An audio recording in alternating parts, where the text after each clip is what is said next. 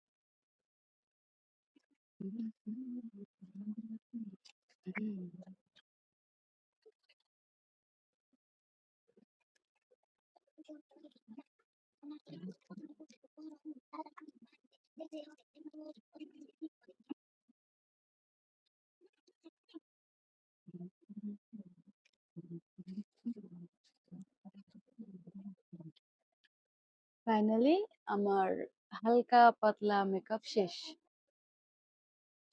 আমি রেগুলারই সিম্পল মেকআপটাই করি।